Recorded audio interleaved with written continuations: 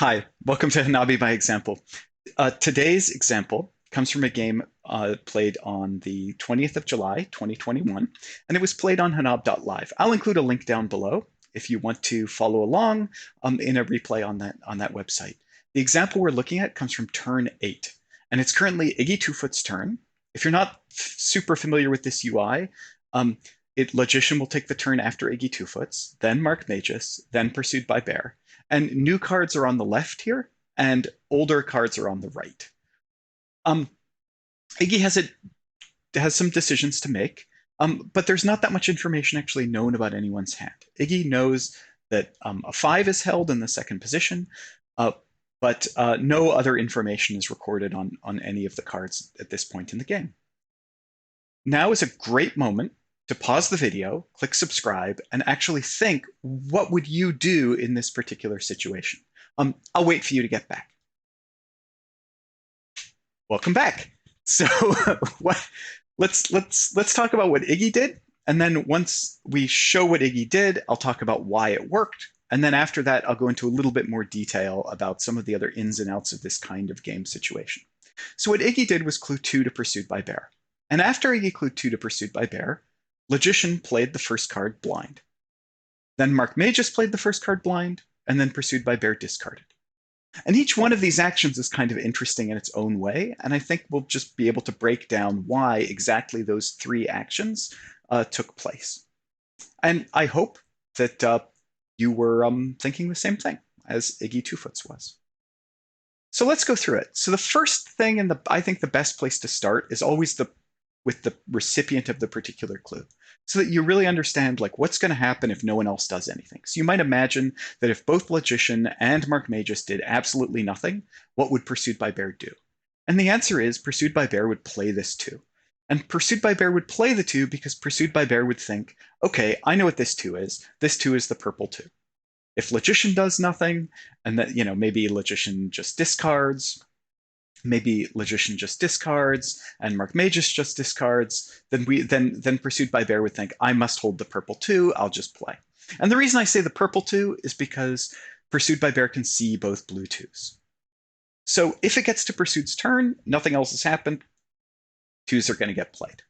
But that isn't what happened. What actually happened is that Logician played the first card blind out of Logician's hand. Well, why was that? Well, let's look at what Logician is thinking. Logician is thinking, let's go into a hypothetical, and Logician is thinking, well, what happens if I just do nothing? I just throw a card away, or some other action that doesn't mean anything. Well, Mark Magus doesn't know what's in Mark Magus's hand. So Mark Magus is going to think, well, Pursued by Bear is going to play that 2. That 2 is yellow, it's not purple. So I better do something to make it playable. And the obvious thing to do to make it playable is play the most likely card to be playable in Mark Magus's hand and think that that's a yellow 1. So Mark Magus would be thinking, okay, this card is a yellow 1, and what I'm going to do on my turn is play the yellow 1, and then Pursued by Bear can play the yellow 2, and we're all happy. Like, Logician didn't do anything, Mark Magus played a yellow 1, Pursued by Bear played a yellow 2. But that's not true. Mark Magus actually has a red 1. So if Logician does nothing, and Mark Magus plays the red 1 thinking that it's yellow, then Pursued by Bear is going to think that this 2 is red, and Pursued by Bear is going to misplay. And that would be bad. So Logician knows that discarding or just doing nothing can't be the right thing to do. And the obvious thing that could be going on is that Logician has a yellow 1 in the first position. And so Logician might think, well, the way to make this 2 playable isn't to have Mark Magus play the red 1. It's actually to just play the yellow 1 out of my hand.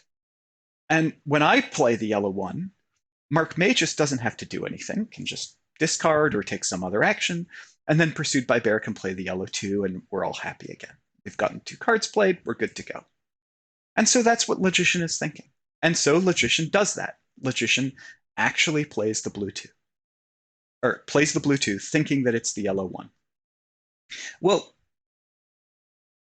that's a surprise. Well, now Mark Magus is confronted with the next choice. what happens if Mark Magus doesn't play? Just does nothing. Well, actually, everything's okay because Pursued by Bear knows that this 2 can't be playable. Well, how does Pursued by Bear know that? Pursued by Bear knows that it can't be the purple 2 because if it were the purple 2, Logician wouldn't have felt a need to play at all. Logician would have just taken no action. And so Pursued by Bear looks at this 2 and thinks, what is this 2? Well, it can't be the blue 2 because Logician played the blue 2. It can't be the purple 2 because then Logician wouldn't have played. Can't be the red 2 because if it were red, then Mark Magus's red 1 looks like it would have been a better thing to do, and so it can't be red. So therefore it must be yellow or green. It's got to be one of those 2 options. So Mark has the option of doing nothing. But Mark Magus didn't do nothing. Mark Magus actually, in the real game, after this blue 2 was played the red 1 blind. And to understand that action, we really have to go back and we have to look at Iggy's choice. So Iggy Two Foots made this choice of cluing 2. And to really, really get this, what the best thing to do is to look at a slightly similar situation. And it's the situation where Mark Magus holds, say, a red 3 in the first position, and it's now Iggy's option. So Iggy has a choice. Iggy can clue yellow to Pursued by Bear, or 2 to Pursued by Bear. And both of these will have exactly the same result in one way. So suppose that Iggy clued 2 to Pursued by Bear. Well, as before, Logician would think, oh, well, I better do something about this. I should play the card out of the front of my hand. Logician will do that. It's the blue 2. Mark Magus can do something else, and everything's fine. And this 2, as we discussed, Pursued by Bear knows that this 2 is either red, yellow, or green. It can't be purple and it can't be blue. It's got to be one of those other colors. So what's the other option that Iggy Two Foots had? The other option is to clue it as yellow. And if it's clued as yellow, well, the same thing happens. Logician attempts to play the yellow 1. It turns out that it's not the yellow 1. This is a standard bluff. And then Mark Magus maybe takes some other action. And then Pursued knows that this card is exactly the yellow 2. It can't be a red 2 and it can't be a green 2. So why was this clued this way? If it were clued as yellow, Pursued by Bear gets more information than if it were clued as 2. So it doesn't make any sense for Iggy to actually clue this card as being 2 instead of as yellow. The only time it makes sense to clue it as 2 instead of yellow is when Mark Magus, instead of having this unplayable red 3 in the front of the hand, Mark Magus actually has a playable card. Because when Mark Magus has a playable card, it doesn't have the same result. When it gets clued as yellow, now Logician doesn't need to play. Logician can do something else. And it's okay. The red 1 gets played, there's no misplay. So what that means is the only reason for Iggy to make this bad choice of choosing the 2 clue over the yellow clue in this situation is that Mark Magus actually has a playable first card. So by choosing 2 instead of yellow, it does 2 things. Well, 3. First, it makes sure that Logician plays and doesn't leave the problem to Mark Magus. That's the first thing it does. The second thing it does is that Mark Magus can see that choice that was made, 2 versus yellow. And so Mark Magus knows that that's actually, that means that the first card must also be playable. And then finally, the third thing that it does is it tells Pursued by Bear, oh, by the way, your card doesn't match the red 1. And it doesn't match the purple, and it's not the purple 2. It's not the same color. It can't be red and it can't be purple. Because if it were red or purple, then these other 2 players wouldn't have been playing blind. And that's why when it gets to Pursued by Bear's turn, Pursued by Bear then doesn't play that 2, and instead discards. And this discard in this particular game happens to be a very good discard to take because the match for that 3 is already known. So hopefully you enjoyed this example of a double bluff. Now, if you're feeling like a little overwhelmed, a good thing to do would be to just jump back and watch the explanation again. But what I'm going to do right now is I'm just going to go in a little bit deeper, and I'm going to show a couple of other choices that might have been made. And then by going through those choices, I'm going to show why this is actually like really the best available option. So jumping back, you might remember Iggy has some other options here. So the first and most obvious option is literally to just clue, say, red to mark mages. Just get one card played. Move on, get a card played, don't overly complicate your life. And that's really the standard by which we should judge every other choice that gets made. If it's not better than this, we definitely shouldn't do it. You know, if it gets a card played but it gets a strike, then it's not worth doing. So what are other choices that might be made? Well, another choice that might be made is cluing 3s to Pursued by Bear. And this would look like a play clue on those 3s. Logician would think, oh, I should play. Play this too. Mark Magus might do something else, and then Pursued by Bear would play the 3. And it's known as before that Logician should be playing and not Mark Magus because Iggy had this option. Like Iggy could have also clued this as blue to Pursued by Bear. That was another option that Iggy had. But these clues are kind of uncomfortable because they touch 2 cards when really only one of those cards is a card that the team wants to get played. So this clue is a little uncomfortable. It would be nice if Pursued by Bear discarded before needing to give this clue. And if you recall in the line with the double bluff, when it gets back to Iggy's turn, the next action that Iggy gets to take is just cluing one of these blue 3s because Pursued by Bear has discarded. And that's super useful. Another option that Iggy has is to clue 2 to Logician and just get a blue 2 played. And this is similarly uncomfortable. It's uncomfortable because it touches more than one card when only one of those cards is a card that the team wants to get played. And so it's going to require some work to clear up in the future that these are 2 duplicate cards.